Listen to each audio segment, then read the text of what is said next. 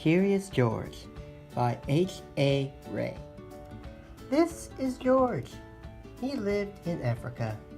He was very happy, but he had one fault. He was too curious. One day, George saw a man. He had a yellow straw hat. The man saw George too.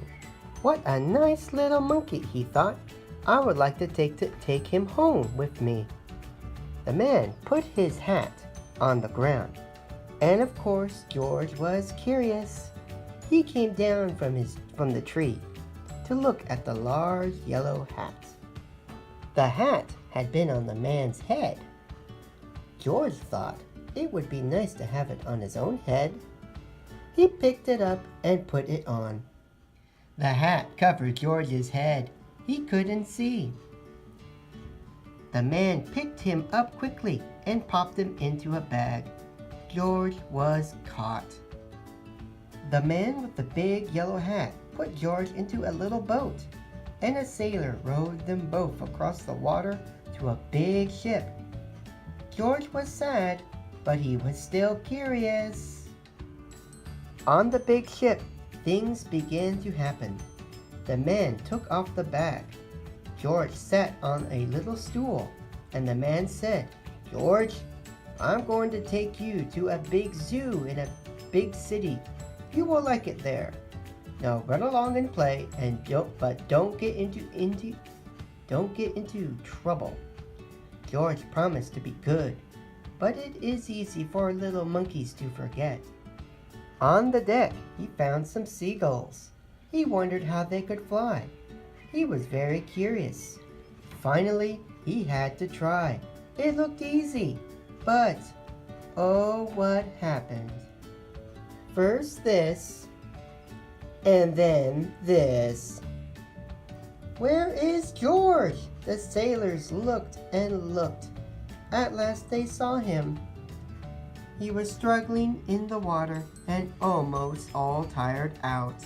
"Man overboard!" the sailors cried as they threw him a life belt.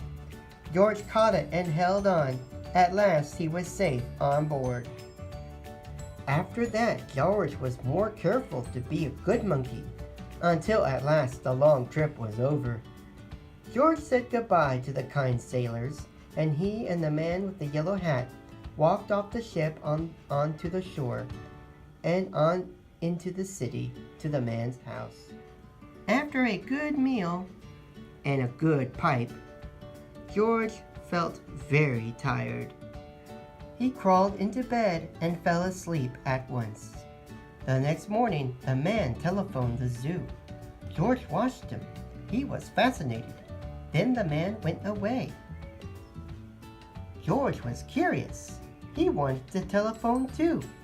1, 2, 3, 4, 5, 6, 7. What fun! Ding ding ding ding. George had telephoned the fire station. The firemen rushed to the telephone. "Hello? Hello?" they said, but there was no answer. Then they looked for the signal on the big map that showed where the telephone call had come from. They didn't know it was George. They thought it was a real fire. "Hurry, hurry, hurry!"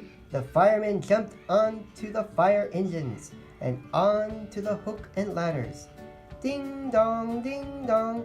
"Everyone out of the way! Hurry, hurry, hurry!" The firemen rushed into the house. They opened the door. "No fire? Only a naughty little monkey." "Oh, catch him, they cried. George tried to run away. He almost did, but he got caught in the telephone wire, and a thin fireman caught one arm and a fat fireman caught the other. "You fooled the fire department," they said. "We will have to shut you up where you can't do any more harm." They took him away and shut him in a prison. George wanted to get out. He climbed up to the window to try the bars. Just then, the watchman came in. He got on the wooden bed to catch George, but the watchman was too heavy, too big and heavy. The bed tipped up the watchman fell over, and as quick as lightning, George ran out through the open door. He hurried through the building and out onto the roof, and then he was lucky to be a monkey. Out he walked onto the telephone wires. Quickly and quietly over the guard's head, George walked away.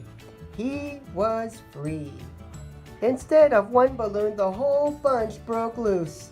In an instant, the wind whisked them all away, and with them went George, holding tight with both hands. Up, up he sailed, higher and higher. The houses looked like toy houses, and the people like dolls. George was frightened. He held on very tight. At first the wind blew in great gusts. Then it quieted.